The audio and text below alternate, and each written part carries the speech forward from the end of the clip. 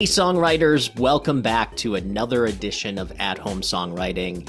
Today I wanted to talk about pre-choruses. So I've seen some comments lately and I've gotten some emails and some reach outs from you.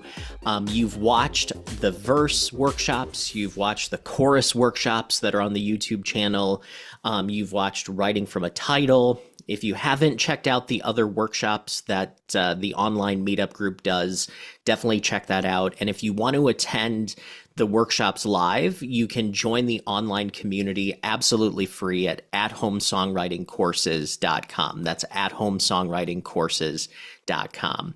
But talking about pre-choruses today. So what the heck is a pre-chorus? Well, sometimes a pre-chorus is known as a transitional bridge. So the pre-chorus sits between your verse and your chorus.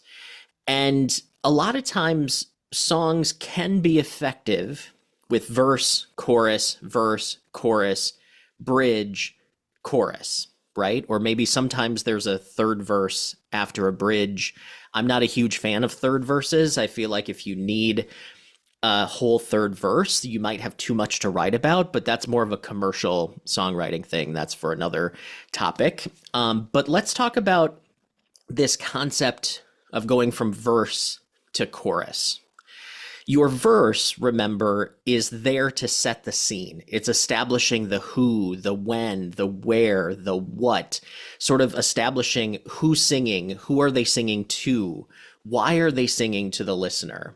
And then your chorus is the big emotional center of the song. It's the point of the song. It's the hook. It's where the title lives. So sometimes when you write a song, your verse going to the chorus doesn't quite connect, right? So maybe there's some information that's missing. Maybe it's too much of an abrupt change. Sometimes your verse might be very sense-based language. It might be very showing.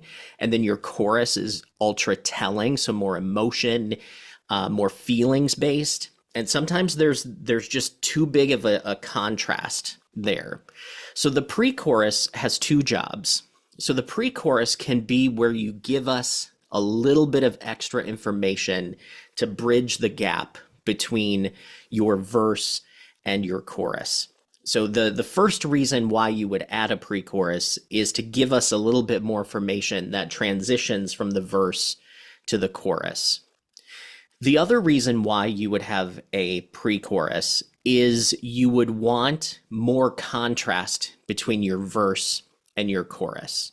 So you'll see in a lot of pop songs that have a similar chord progression in the verse to the similar chord progression in the chorus.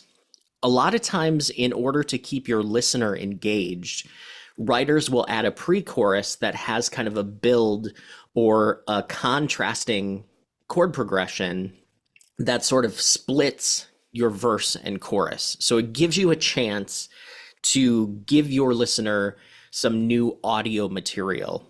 Not only lyrically, but then also musically as well. So it's a place where you can add in some contrast.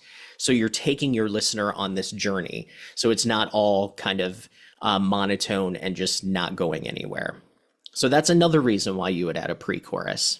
The other thing about pre-chorus is you don't want people to stay there very long. You want it to lead and launch into your chorus.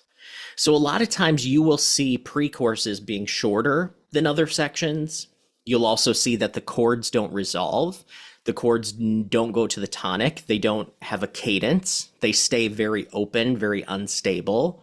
And a lot of times lyrically, you might see an odd number of lines because you don't want it to feel like we're stopping in the pre-chorus. You want to feel like we're continuing to move into that chorus. So your pre-chorus is there as, like I said, some people call it a transitional bridge, but I think the standard, what people call it nowadays, is the pre-chorus. Sometimes you could think of it as a post-verse. So it's like that section that you give a little bit more information and you help us launch into the chorus. So listen to your favorite songs that have pre-choruses, and you will see that they contrast from the verse and the chorus. They don't sound like the verse, they don't sound like the chorus. They're that bridger in between there. So it's contrast, it's extra information, and it's keeping us moving.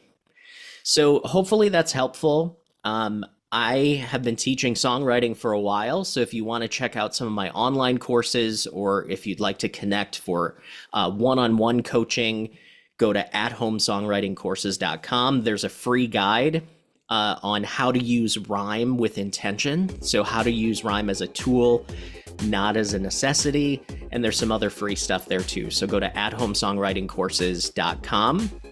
And also be sure to check out this other video that can help you with your songwriting.